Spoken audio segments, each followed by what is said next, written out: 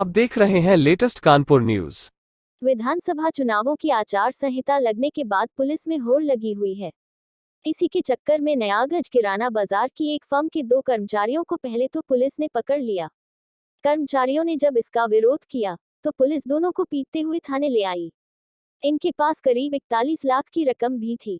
इस बात की जानकारी जब अन्य व्यापारियों को हुई तो उन्होंने कलेक्टरगंज थाना पहुंचकर हंगामा किया। यही नहीं, सड़क पर जाम भी लगाया। बाद में पुलिस अफसरों ने पहुंचकर व्यापारियों को शांत किया और 3 दिन में दोषियों पर कार्रवाई का आश्वासन दिया। पुलिस को दी गई तहरीर में नयागंज किराना बाजार स्थित फर्म के दिलीप मालू ने बताया कि उनके कर्मचारी देवेंद्र शर्मा और मनोज गोयल फर्म का करीब 41 लाख रुपया लेकर नवशील अपार्टमेंट कैंट स्थित घर जा रहे थे। तभी यहां पर पुलिस के कुछ अधिकारी आ गए और दुकान के गेट पर ही दोनों को पकड़ लिया।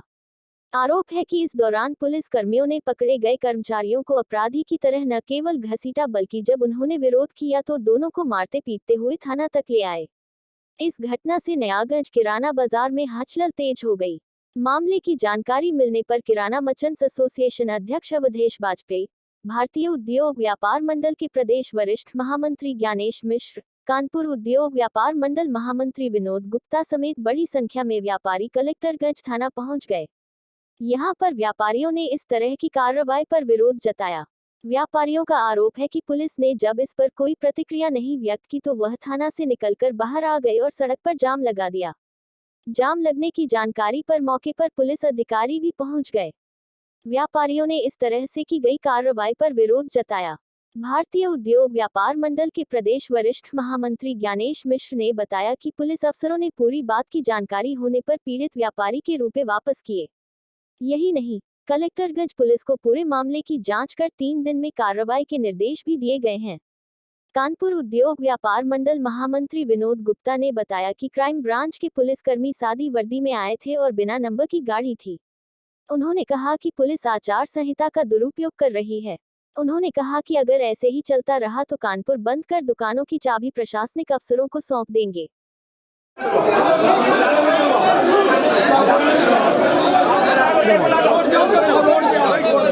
आइए आइए भैया, दे दिया। आओ बाहर, आइए आइए,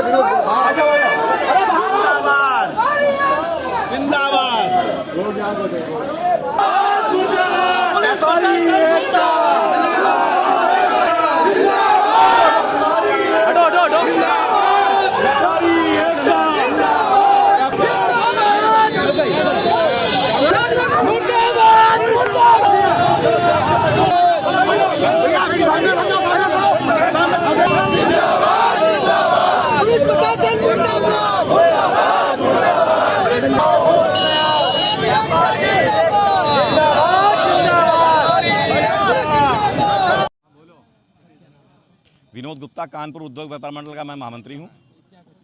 घटना ये हुई कि नयागंज में जो व्यापारी व्यापार कर रहा है और उसमें व्यापारी का जो है 2 मुनीम थे, वो पैसे का आपस में लेन देन कर रहे थे और बिना नंबर की गाड़ी आई और उसको पकड़ा है मुनीम को और मारते हुए लेकर के थाने आए हैं। उनसे आईडी मांगी गई, उन्होंने अपना आईडी भी नहीं दिया है।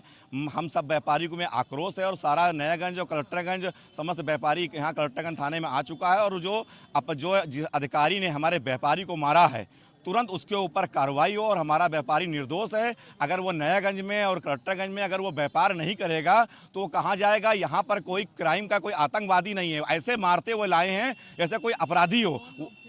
वो अपने आप को क्राइम ब्रांच का बता रहे हैं और जब उनसे आईडी मांगी गई, सादी वर्दी में थे, उन्होंने कोई आईडी देने से इनकार कर दिया है और बाजार के अंदर से पकड़ करके अगर ये व्यापारी को ले जा रहे हैं।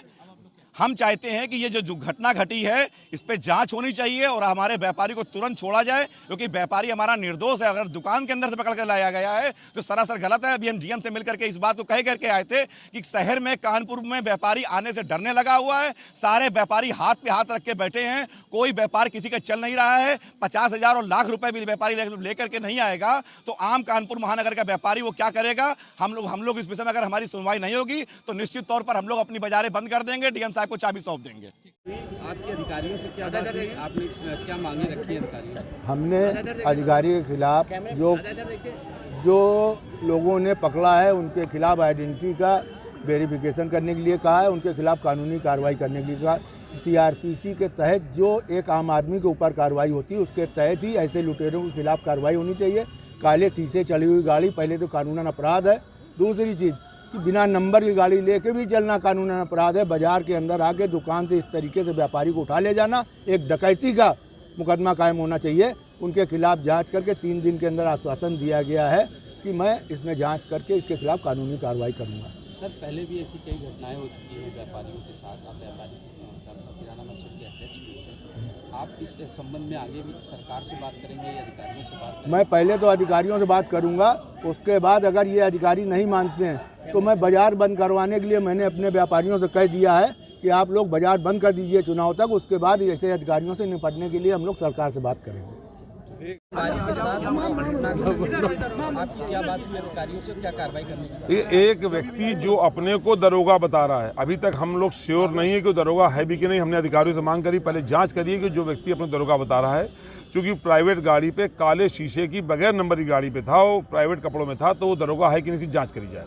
और यदि दरोगा नहीं है तो उसके ऊपर वही कार्रवाई हो जो लुटेरे पर होती है। और अगर दरोगा भी है तो यदि उसने अवैधानिक तरीके से पैसा पकड़ा है, अवैधानिक तरीके से मारपीट करी है, अवैधानिक तरीके से गया है, तो उस पर कार्रवाई होनी चाहिए। व्यापारी जो पीड़ित था उसकी एप्लीकेशन पर 3 दिन के अंदर जांच करके दोषी पर कार्रवाई करने का लिखित में आश्वासन दिया है एडीसीपी साहब ने, और एसीपी कलेक्टरगंज उसकी जाँच करेंगे।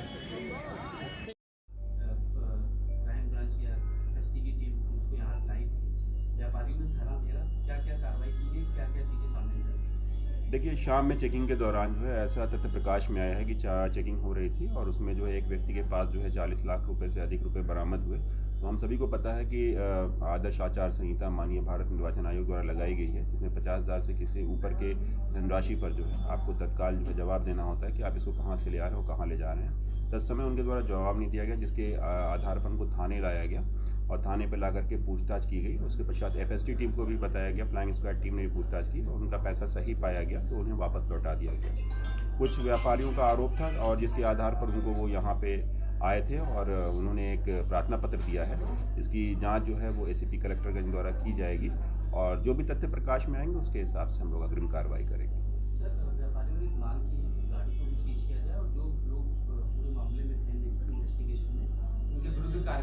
देखिए, एक जांच का विषय है ये हम लोग जो है इसको बहुत ही इनिशियल लेवल से शुरू करके बेसिक लेवल से इसकी पूरी इंक्वायरी करेंगे।